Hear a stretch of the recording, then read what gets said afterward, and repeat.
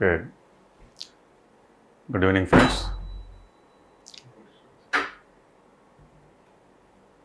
Good evening, friends. Today, ఈరోజు మనం న్యూస్లో రోజు చూస్తున్నటువంటి అంశం ఈ తెలంగాణ మొత్తం మీద ఎక్కువగా న్యూస్లో ఉన్నటువంటి అంశం జీపీఓ విఆర్ఓ నోటిఫికేషన్ గురించి.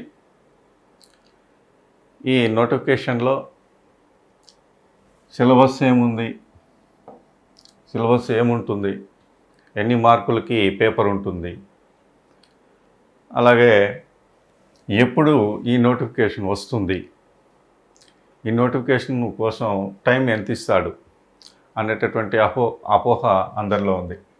అయితే చాలామంది అభ్యర్థులు టీఎస్పీఎస్సికి ప్రిపేర్ అయ్యేటువంటి ప్రతి అభ్యర్థి కూడా ఈ జీపీఓ విఆర్ఓ పోస్టులకి పోటీ పడేటటువంటి అవకాశం ఎక్కువగా ఉంది. కాబట్టి ఈ నేపథ్యంలో చాలామంది ఈ విఆర్ఓ పోస్టు అంటే చాలా రెవెన్యూ డిపార్ట్మెంట్ కాబట్టి దీనికి చాలా క్రేజీ పోస్ట్ కాబట్టి దీనికి చాలామంది పోటీ పడతారు అనేటటువంటి విషయాన్ని మనం ఇక్కడ గుర్తుంచుకోవాలి. ఎందుకంటే ఈ నోటిఫికేషన్లో మనకు డైరెక్ట్ రిక్రూట్మెంట్ ద్వారా 5,000 నుండి 6,000 పోస్టుల వరకు మనకి ఇవ్వడానికి అవకాశం ఉంది. చూస్తే కన్నట్టయితే ఈ పోస్టులు కూడా మనకు భారీ సంఖ్యలో ఉన్నట్టే లెక్క. అయితే ఈ పోస్టులు ఎక్కువగా ఉన్నప్పటికీ చాలామంది అభ్యర్థులు దీనికి పోటీ పడతారు. దీనికి పోటీ పడే అభ్యర్థులు ఎవరెవరు ఉంటారు ఏంటి అనే విషయాన్ని కూడా మనం ఇక్కడ ముందు తెలుసుకుందాం. సో దీనికి పోటీ పడేటువంటి అభ్యర్థులు దీనికి క్వాలిఫికేషన్ వచ్చి డిగ్రీ క్వాలిఫికేషన్ పెట్టడం అనేది జరిగింది. సో ఈ విషయాన్ని కనుక మనం గుర్తించినట్లయితే సో దీనికి ఎంతమంది ప్రిపేర్ అవుతారు అనేటువంటి విషయాన్ని కనుక చూసినట్లయితే సుమారు మనకి డిఎస్సి రాసేటటువంటి ప్రతి అభ్యర్థి కూడా ఈ పోస్ట్కి ఖచ్చితంగా పోటీ పడతారు. అంటే వీళ్ళు ఆల్రెడీ ప్రిపరేషన్లో ఉంటారు. అంటే 10th వరకు ఉన్నటువంటి సిలబస్ని వీళ్ళు క్షుణ్ణంగా కంటెంట్ని చదివి ఉంటారు. సో కాబట్టి వీళ్ళు కూడా పోటీలో కాంపిటీషన్లో ఎక్కువ మంది ఉంటారు. తర్వాత గ్రూప్ 1 అలాగనే గ్రూప్ 2 గ్రూప్ 1 అండ్ గ్రూప్ 2 ఇంకా గ్రూప్ 3 ఇంకా remaining other competitive exams prepare అయ్యే వాళ్ళందరూ కూడా ఈ పోస్ట్కి విఆర్ఓ పోస్ట్కి ప్రిపేర్ అయ్యేదానికి అవకాశం ఉంది. కాబట్టి వీళ్ళు ఆల్రెడీ వీళ్ళల్లో కూడా డిఎస్సికి ప్రిపేర్ అయ్యి డిఎస్సి పోస్ట్ రాకుండా ఉండేవాళ్ళు చాలామంది ఉన్నారు. సో వీళ్ళందరూ కూడా కొంతవరకు చదివి ఉంటారు. ఆల్రెడీ సబ్జెక్ట్ను ఎరకు చదివే ఉంటారు. జనరల్ స్టడీస్లో విభాగాన్ని అంతా కూడా వీళ్ళు చదివి ఉంటారు. సో చాలా వరకు వీళ్ళు కవర్ చేసేదానికి అవకాశం ఉంది. ఇంకా గ్రూప్ 1 గ్రూప్ 2 గ్రూప్ 3 అభ్యర్థులు మీకు 2014 నుంచి పడినటువంటి ప్రతి నోటిఫికేషన్ రాస్తూ ఉన్న వాళ్ళు చాలామంది ఉన్నారు, నిరుద్యోగులు. వీళ్ళందరూ కూడా దీనికి ప్రిపేర్ అయ్యేదానికి అవకాశం ఉంది. సో పోటీ కూడా ఎక్కువగానే ఉంటుంది.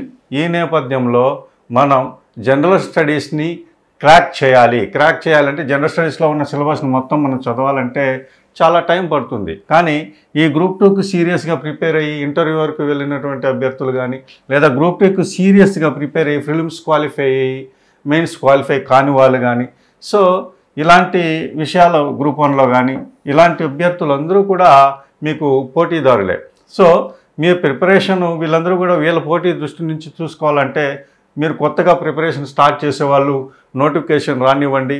నోటిఫికేషన్ వచ్చిన తర్వాత మనం ప్రిపేర్ అవుదాం.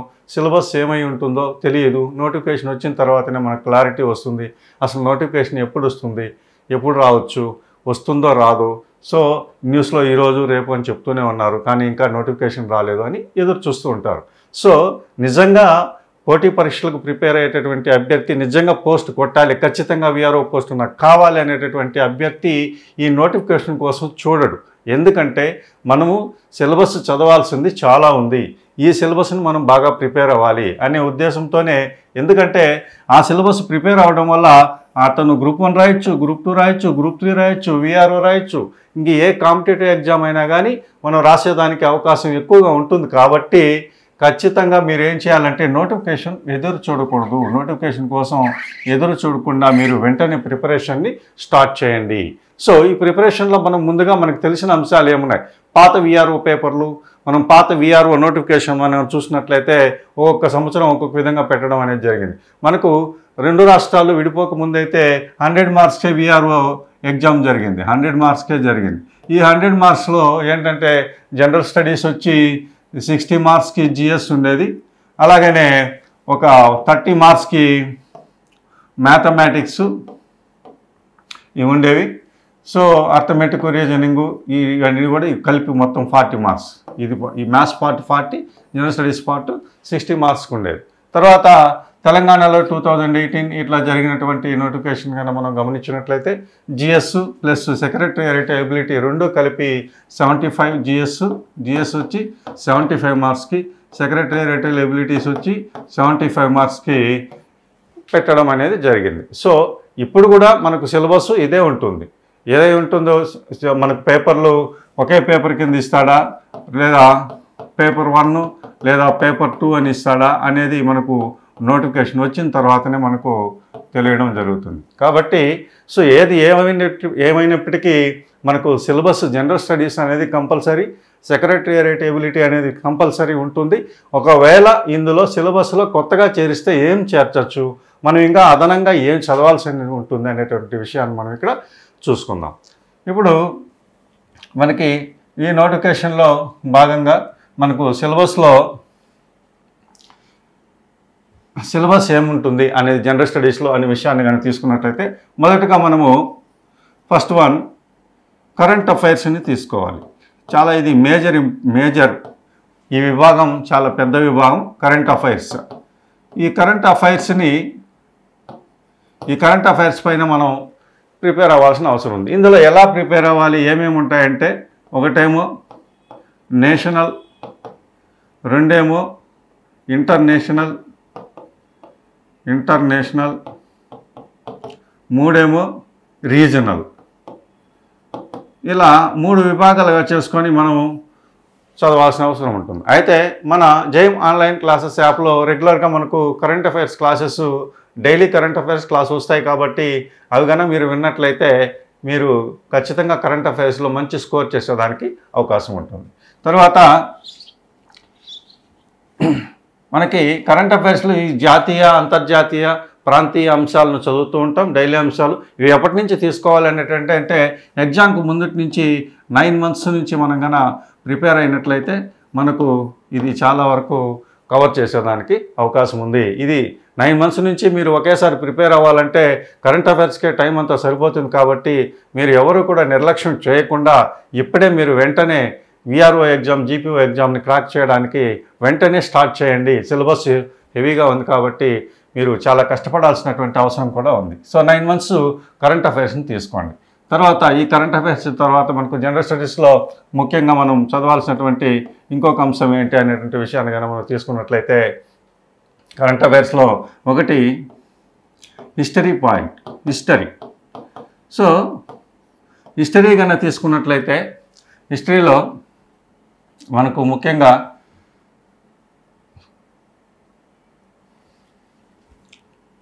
చూడండి, హిస్టరీలో ఒకటేమో ఇండియన్ హిస్టరీ, రెండేమో తెలంగాణ హిస్టరీ. ఈ రెండు కూడా మనం హిస్టరీ పాయింట్ ఆఫ్ వ్యూలో చదవాల్సినటువంటి అవసరం ఉంది. తర్వాత రెండు జియోగ్రఫీ. ఈ జియోగ్రఫీ పాయింట్ ఆఫ్ వ్యూలో కూడా మనం ఒకటేమో తెలంగాణ జియోగ్రఫీ, రెండేమో ఇండియన్ జియోగ్రఫీ. ఇవి రెండు చదవాలి. దీంతోపాటు మనకు అదనంగా ఫిజికల్ జాగ్రఫీని కూడా మనం చదవాల్సినటువంటి అవసరం ఉంది. Physical geography. సో ఈ అంశాలు. తర్వాత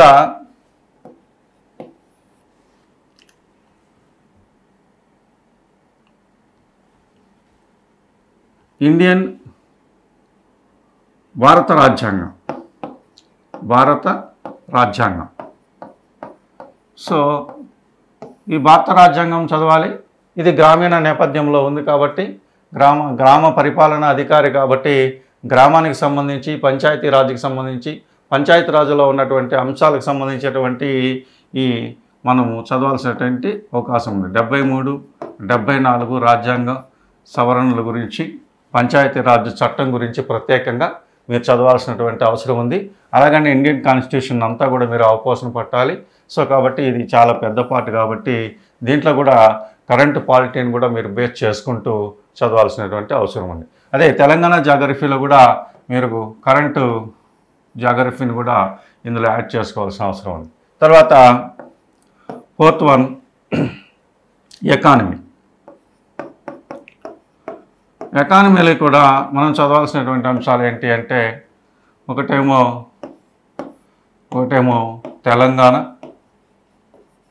తెలంగాణ ఎకానమీ,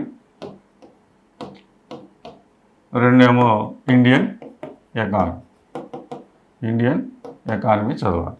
సో ఎకానమీలో దీంట్లో ఎక్కువగా కరెంటు తెలంగాణ పాలసీస్ అయితే ఏమైతే ఉన్నాయి, తెలంగాణ ప్రభుత్వ పథకాలు అయితే ఏమైతే ఉన్నాయో, సో ఇలాంటి అంశాలన్నీ కూడా చదవాల్సినటువంటి కరెంట్ ఎకానమీ కూడా మీరు ఇందులో చదవాలి. ఇండియన్ ఎకానమీని చదువుకుంటూ బడ్జెట్ సర్వేల పైన మీరు కాన్సన్ట్రేషన్ చేయాల్సినటువంటి అవసరం ఉంది. సో లైట్గా చూసుకుంటే సరిపోతుంది. గ్రూప్ 2 అంత డెప్త్ లెవెల్ అవసరమైతే లేదు. తర్వాత సొసైటీ, సమాజం అనేటువంటిది కూడా తెలంగాణ జనరల్ స్టడీస్ సిలబస్లో పెట్టడం జరిగింది.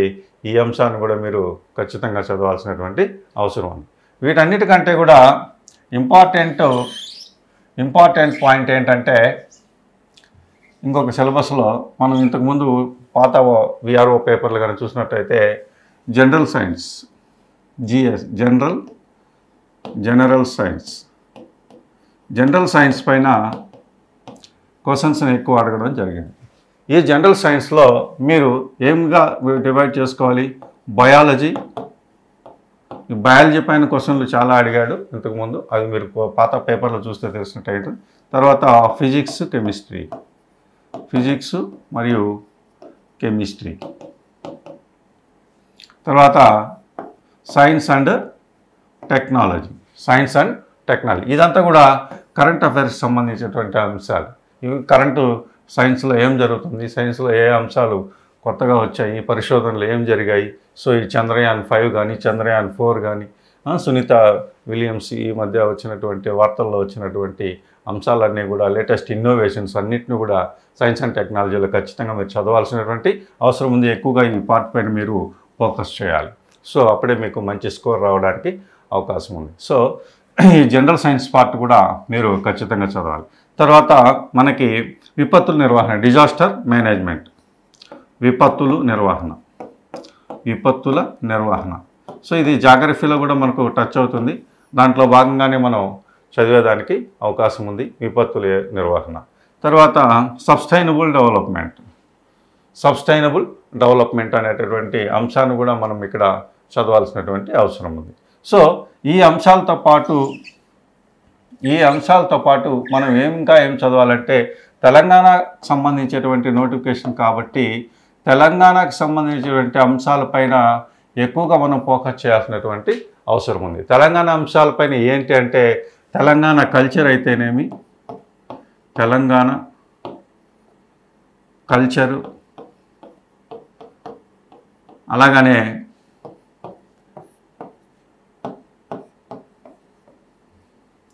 తెలంగాణ హిస్టరీ, తెలంగాణ మూమెంట్, తర్వాత Telangana heritage,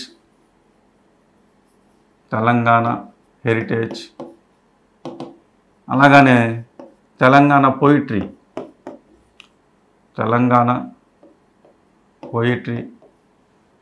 Telangana Geography, Telangana policies and economy, Telangana policies and economy. So తెలంగాణకు సంబంధించి ఈ ప్రత్యేక అంశాలపైన మీరు ఖచ్చితంగా ఎక్కువ ఫోకస్ చేయాల్సి ఉంటుంది. దీనికి సంబంధించి మీకు మ్యాక్సిమం జనరల్ స్టడీస్లో మొత్తంలో విభాగంలో మీకు 30 మార్క్స్ మీకు తెలంగాణకు సంబంధించినటువంటి అంశాలనే ఎక్కువగా అడిగేదానికి అవకాశం ఉంది. కాబట్టి తెలంగాణ అంశాలపైన మీరు ప్రత్యేక దృష్టి ఖచ్చితంగా సారించాలి. ఈ అంశాలని ప్రత్యేకంగా దృష్టి సారించండి. సో ఈ విధంగా మీరు జనరల్ స్టడీస్ని సిలబస్ని కన్నా డివైడ్ చేసుకొని మీరు చదవాలి. దీనికి టైం కూడా మీకు ఎంత టైం ఇవ్వచ్చు అనేటువంటి అంశాన్ని కూడా అందరూ చెప్తున్నటువంటి ప్రకారం ఎస్సీ వర్గీకరణ కూడా వచ్చింది కాబట్టి నోటిఫికేషన్ కూడా త్వరలో ఇచ్చేదానికి అవకాశం ఉంది. మేలో నోటిఫికేషన్ అని చాలామంది అంటున్నారు. ఎప్పుడైనా కానీ నోటిఫికేషన్ ఎప్పుడు ఇచ్చినా మనం చేయాల్సిన పని మనం చేయాలి. కాబట్టి ప్రిపరేషన్ మీరు ఖచ్చితంగా స్టార్ట్ చేయండి. నేనైతే ఇప్పుడు ఏదైతే మీకు విభాగాల వైజ్ ఏం చెప్పాను ఆ విధంగానే మన జైమ్ పబ్లికేషన్ నుంచి మనము బుక్స్ని రిలీజ్ చేయడం జరుగుతుంది. సో పార్ట్ వైజ్ మీకు క్విక్గా అంటే తక్కువ టైంలో 2 నెలల టైంలో మనం ఎలా ఈ సిలబస్ని క్రాక్ చేయాలి, ఈ సిలబస్ని అంతా కంప్లీట్ చేయాలని చెప్పి క్షుణ్ణంగా పరిశీలించి ఎగ్జామినేషన్ పాయింట్ ఆఫ్ వ్యూలో క్షుణ్ణంగా మీకు topic wise subject wise Telangana అంశాలు సపరేట్గా, అలాగని ఇండియాకి సంబంధించిన అంశాలు సపరేట్గా, జాగ్రఫీ సపరేటు, సైన్స్ సపరేటు, సైన్స్లో 3 విభాగాలు 3 బుక్కుల్ని, అలాగని జాగ్రఫీలో 2 పుస్తకాలని, ఎకానమీలో 2 పుస్తకాలని, ఇండియన్ కాన్స్టిట్యూషన్ 1 పుస్తకాన్ని, అలాగనే సైన్స్ అండ్ టెక్నాలజీని 1 పుస్తకాన్ని. సో ఈ విధంగా మనం చాప్టర్ వైజ్ బుక్స్ని డివైడ్ చేసి ఒక ప్యాకేజ్ని మనం ఇస్తూ ఉన్నాం. సో ఇవన్నీ కూడా మీకు తక్కువ టైంలో ఎలా ప్రిపేర్ అవ్వాలి ఏంటి అనేటువంటి అంశాలపైన మనం ఇవ్వడం జరుగుతుంది. దీంతోపాటు మన క్లాసెస్ విఆర్ఓకి సంబంధించినటువంటి క్లాసెస్ కూడా మనకు రెగ్యులర్గా ఉంటాయి. సో ఈ అంశాలు కూడా మీరు ఫ్రీగా చూడడానికి అవకాశం ఉంటుంది. అలాగనే ఇంకా సిలబస్లో మనం కొత్తగా చేర్చే అంశం ఏముంది అనేటువంటి విషయాన్ని కూడా మీకు చెప్పాను. ఈ మొన్న 14వ తారీఖున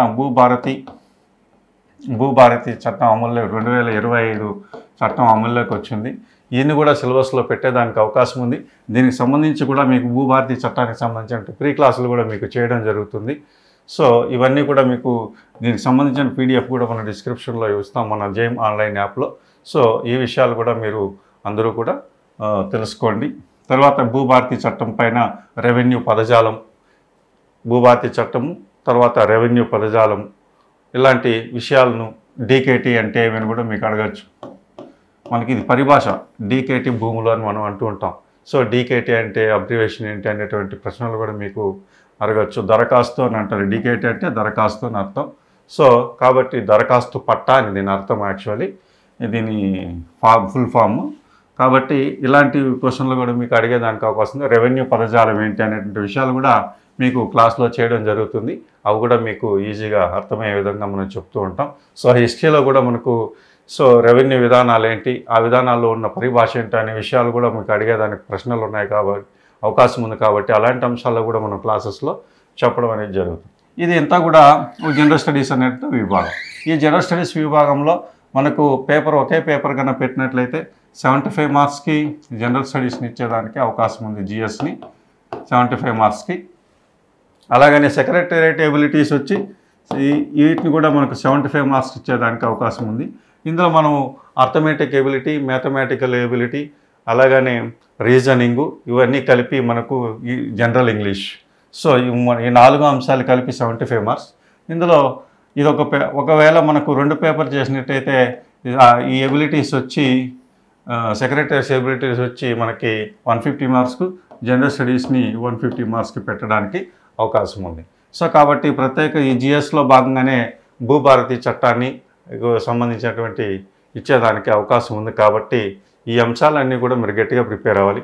మీకు చివరిగా ఈ వీడియోలో చెప్పదలసినటువంటి విషయం ఏంటంటే, వెంటనే మీరు విఆర్ఓ ఎగ్జామ్ని క్రాక్ చేయాలంటే ఇక్కడ గ్రూప్ 2, గ్రూప్ 1, గ్రూప్ 3 మరియు డిఎస్సి ప్రిపేర్ అయ్యే అభ్యర్థులు, ఇతర పోటీ పరీక్షలకు ప్రిపేర్ అయ్యేటటువంటి అభ్యర్థులందరూ కూడా దీనికి పోటీ పడే అవకాశం ఉంది. వీళ్ళందరి కాంపిటీషన్ని మనం మించాలి అంటే ఆల్రెడీ వాళ్ళు చదువుంటారు. కాబట్టి ఈ అంశాలన్నీ కూడా వాళ్ళు తక్కువ టైంలో రివిజన్ చేసుకుంటే సరిపోతుంది. కానీ కొత్తగా ప్రిపేర్ అయ్యేటటువంటి అభ్యర్థులందరూ కూడా కొత్తగా డిగ్రీ పాస్ అయిన వాళ్ళు కానీ కొత్తగా ప్రిపేర్ అయ్యేటువంటి అభ్యర్థులందరూ కూడా ఖచ్చితంగా ప్రిపరేషన్ వెంటనే స్టార్ట్ చేసి ఈ సిలబస్ ప్రకారం మీరు క్షుణ్ణంగా చదివినట్లయితే కనుక ఫస్ట్ అటెంప్ట్లోనే మీరు ఫస్ట్ టైమే మీరు ఎగ్జామ్ క్రాక్ చేయడానికి విఆర్ఓ జాబ్ని కొట్టడానికి అవకాశం ఉంది. కాబట్టి అందరూ కూడా ఈ చెప్పినటువంటి విషయాల్ని ఫాలో అవ్వండి. ఇదంతా కూడా మీ ఫ్రెండ్స్కి సబ్స్క్రైబ్ చేయండి, లింక్ని పెట్టండి, లైక్ చేయండి.